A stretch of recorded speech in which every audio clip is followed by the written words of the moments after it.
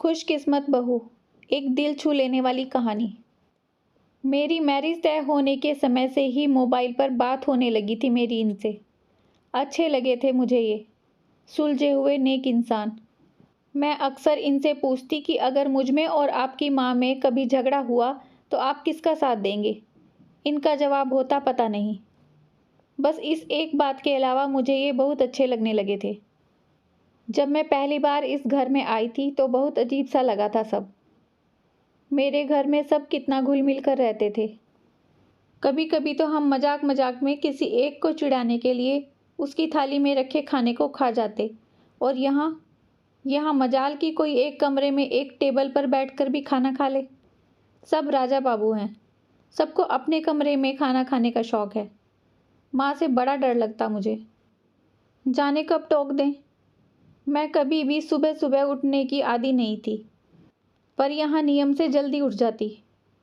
एक बार देर से नींद खुली तो देखा कि सासू माँ किचन में नाश्ता बना रही हैं। मेरे प्राण ही सूख गए कि आज तो बुढ़िया मेरी जान ले लेगी। पर कुछ कहा नहीं सासू माँ ने, बस पूछा कि तेरे लिए भी सेक दूँ या नहाकर खाएगी। मुझे लगा लेट उठने पर व्यंग कर रही हैं मुझ पर। सासू माँ का साड़ी पहनने का तरीका बड़ा सलीकेदार था और मुझे साड़ी से चिढ़। पहनने में घंटों लग जाते, फिर पहने पहने काम करना, अजब हाल था मेरा। हर आधे पौने घंटे में फिर से सब ठीक करना पड़ता, नहीं तो सासू माँ टोक देती कि तमीज़ नहीं है क्या, ठीक से पहनो। एक बार तो चिढ़ ही गई, बोली कि जब नहीं पहनना आता तो या तो सीख लो या जो आता है वो पहनो। कार्टून क्यों बनी हो। बहुत रोना आया था मुझे। एक तो इतनी मेहनत करो और ऊपर से सुनो भी। मैंने भी ठान लिया कि अब साड़ी जाए चूल्हे में। पति की भी बड़ी खराब आदत थी, घर आते ही पहले अपनी माँ के पास आकर बैठ जाते और कभी कभी तो घंटों बैठे रहते। किसे अच्छा लगेगा कि उसका पति आते ही उसके पास नहीं अपनी माँ के पास बैठ जाए। न जाने क्या खुसर फुसर करते दोनों।